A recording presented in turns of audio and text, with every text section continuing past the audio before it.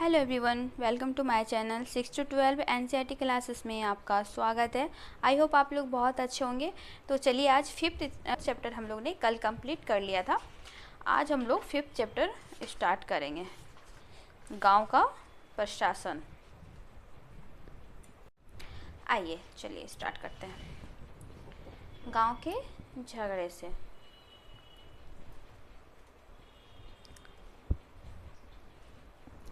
मोहन एक किसान है।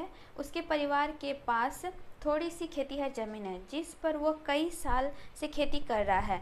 उसके खेत से लगा हुआ ही रघु का खेत है। दोनों के खेत एक छोटी सी मेड़ से अलग होती है। मेड़ यानी जो खेत में बंधा हुआ बाउंड्री टाइप नहीं रहता, छोटा कहा गया है, ठीक है। एक सुबह मोहन ने देखा कि रघु ने मेड़ को थोड़ा आगे बढ़ा लिया था। ऐसा करके उसने मोहन के कुछ जमीन अपने खेत में मिला ली और अपने खेत का आकार बढ़ा लिया। मोहन को बहुत गुस्सा आया, मगर वो थोड़ा डरा हुआ था। रघु के परिवार के पास बहुत जमीन थी और इसके अलावा उसके ताऊ गांव के सरपंच थे। फिर भी मोहन ने हिम्मत जुटाई और रघु के घर पहुंच गया। दोनों के बीच कहासुनी हुई। रघु ने तो मानने से इनकार कर दिया। उसने मेड़ को आगे बढ़ाया था। थोड़ी देर में झगड़ा शुरू हो गया। रघु ने अपने एक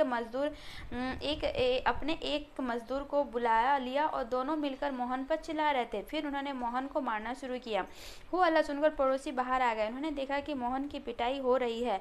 बीच बचाव करके उन्होंने मोहन को बचाया। मोहन को सिर पर और हाथ में बहुत चोट आई थी। एक पड़ोसी ने उसकी मरहम पट्टी की। मोहन के एक दोस्त ने, जो गांव के डाकघर में काम करता था, सुझाव दिया कि उन्हें स्थानीय पुलिस थाने जाकर रिपोर्ट लिखानी चाहिए। जबकि कुछ लोग इसके खिलाफ थे। उनको लग रहा था कि बहुत सारा पैसा बर्बाद हो जाएगा और नतीजा कुछ नहीं निकलेगा। कुछ लोगों ने कहा कि रघु के परिवार वाले तो पहले ही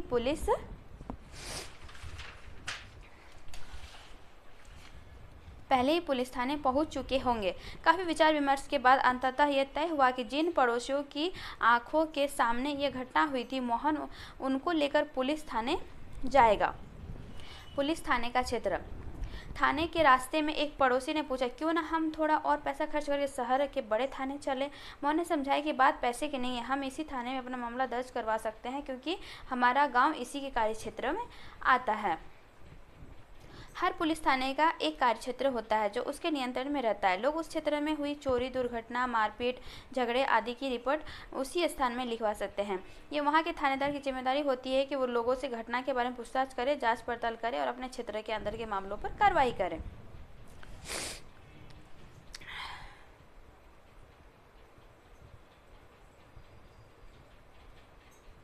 इसमें बताया गया, इसमें कोई जानने लग नहीं है। पुलिस थाने में होने वाले काम।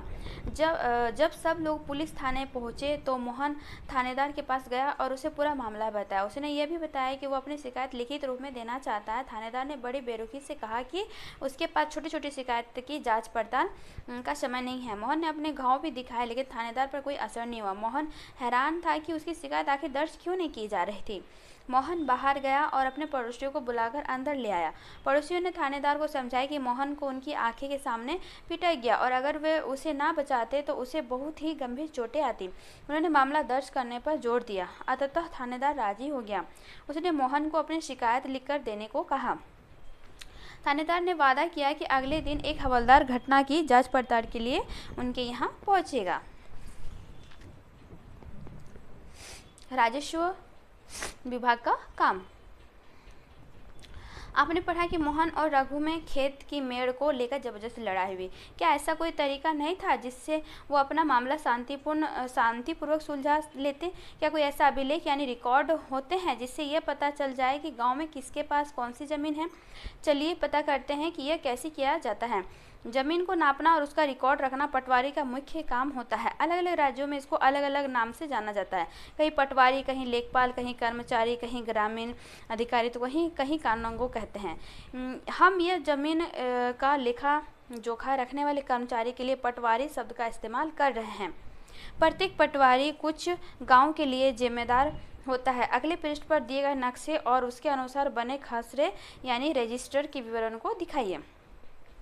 ये पटवारी द्वारा रखा यह गांव के लोगों की ज़मीन के रिकॉर्ड का एक हिस्सा है। आमतौर पर पटवारियों के पास खेत नापने के अलग अलग तरीके होते हैं। कई जगहों पर वो एक लंबी लोहे की जंजीर का इस्तेमाल करते हैं, इसी जरीब कहते हैं। मतलब जहाँ जंजीर का इस्तेमाल किया जाता है ना, लोहे की जंजीर को, उसको जरीब कहते हैं।